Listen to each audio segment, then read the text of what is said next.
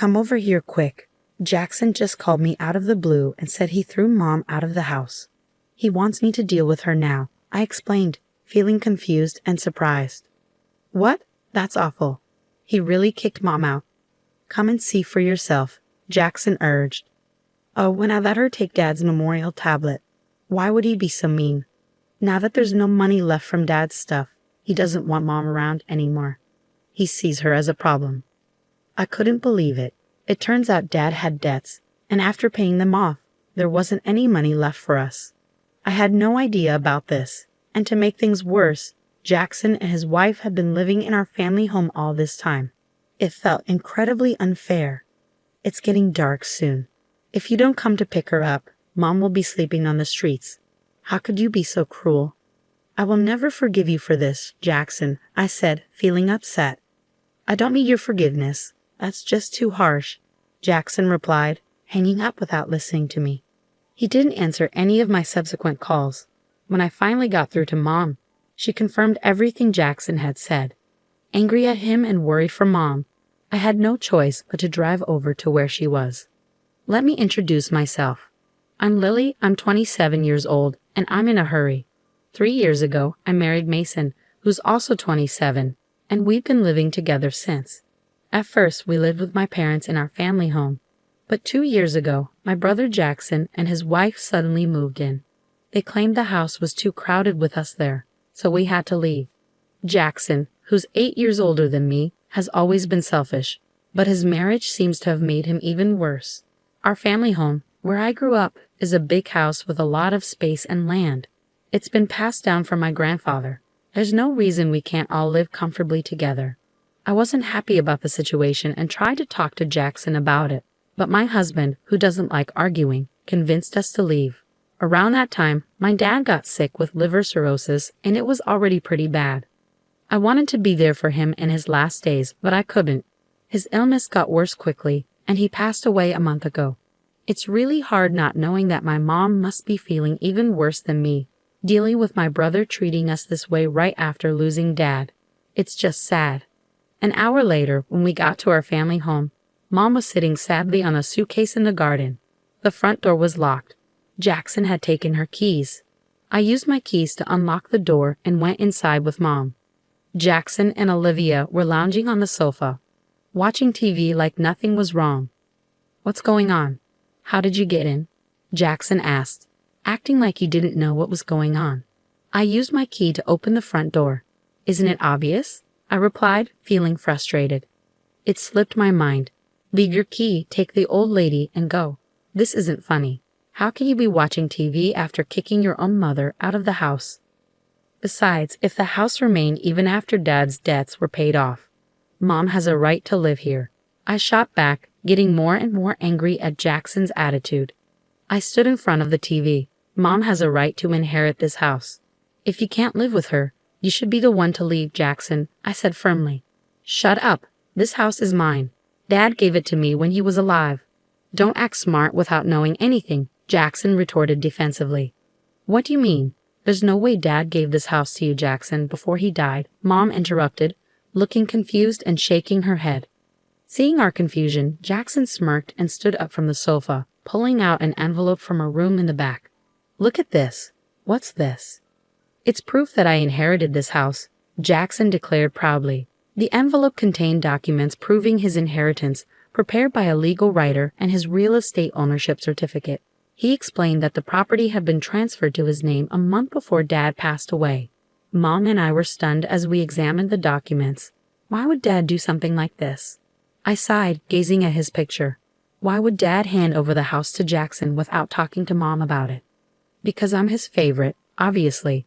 I convinced him that Mom would get the house after he passed away, so he gave it to me while he was still alive, Jackson bragged. That can't be. I refused to believe it. Wake up and see the truth, Mom argued. No matter how many times we looked at the document, the property was indeed in Jackson's name. All this fuss over a house, my mom muttered in disbelief. Is there nothing else left for Mom? No other inheritance? Be grateful that the debts are paid off. This can't be happening. You're not just worried about Mom. You realize there's no inheritance for you either, right? Jackson sneered. The bank card he handed over had only a few dollars on it. I wasn't expecting Dad's inheritance, but it was a shock to find out he left me nothing. This is too harsh, I thought. To make things worse, Olivia was laughing at us, enjoying our misery. Just leave. You poor people don't belong here, she mocked. Jackson and Olivia pushed us out of the house forcefully. Ouch, that hurts. Mom cried out as she fell and scraped her hand. Blood started to trickle out, so I quickly wrapped it with my handkerchief. Tears of frustration rolled down my cheeks. Seeing me upset, my mom gently wiped away my tears. Her eyes were filled with sadness too. Mom, our place is small, but you can stay with us, I offered. But I don't want to bother Mason. I'll find somewhere else to stay, Mom protested. Don't worry, I can't just leave you like this. I'm going to call Mason right now.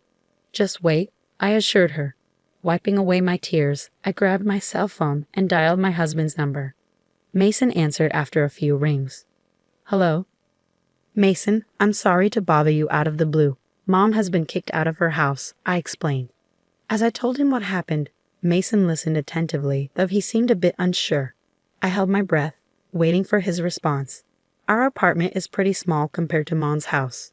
It might not be the most comfortable, Mason started, but I don't mind.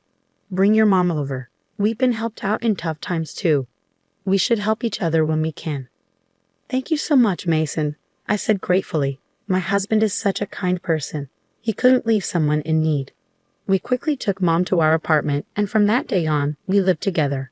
But living with 3 people in our small apartment was tight. We didn't have enough money saved up to buy a house yet, but maybe moving to a slightly bigger place in the future would be a good idea. It was heartbreaking to see Mom squeeze into our small apartment. As my husband and I browsed through property listings on the computer, Mom's phone rang. After a brief conversation, she dropped a bombshell. Why don't we move to my Highlands condominium? She suggested. Hold on, what Highlands condominium? I asked, completely surprised. Mom went on to explain that my wealthy grandfather had been a big spender, leaving my grandmother with no choice but to sell their farmland to keep up. As for Dad, he was also known for spending a lot. And besides the house, we didn't have many assets. Worried about our future, Mom had wisely invested her earnings from before she got married in real estate. My husband and I were floored. It turns out, Mom not only owned a condominium in the Highlands, but also managed an apartment building, earning a significant income from her investments. I can't believe it. I'm sorry for not telling you sooner, Mom apologized. Anyway, the management company just called. There's an opening in the Highlands condominium. We can move in next month. What do you think? She proposed. We couldn't refuse such a generous offer. Plus, the Highlands condominium had 3 bedrooms, a living room, a dining room, and a kitchen, all just a 5-minute walk from the station. It was much more comfortable than our current situation. Thank you, Mom, but we might only be able to afford the same rent as we do for the apartment. I expressed my concern. You don't need to worry about that. We have to do things properly, even if we're family, my mom insisted. Oh, I need to let the landlord know we're moving out. Seeing my husband and me smiling with happiness, Mom's face lit up too. Time flew by as we got ready to move into our new home at the Highlands condominium. Before we knew it, 2 months had passed since we settled in. As I was getting ready to go shopping, I was surprised to see the Jackson couple suddenly appear at the entrance of the condominium. Why are you, a poor person, living in the Highlands condominium? Did you come into some money or what? Olivia sneered. Of course not. The Highlands condominium has always belonged to my mom, I replied firmly. Both Jackson and Olivia were shocked. What? They exclaimed together, staring up at the tall building. I couldn't help but laugh at their confused and silly expressions. Jackson's face turned red with anger. That deceitful woman. I can't believe she kept this from us while pretending to be poor. My mom never said she was poor. You just assumed that, Jackson. Plus, she inherited a big house. What's wrong with that? I argued. That's not the point. Don't shout here. It's rude to the other people living here. And how did you know I was here? Jackson demanded. Jackson said that when he couldn't reach Mom, he tracked her down using her phone's location. Olivia explained.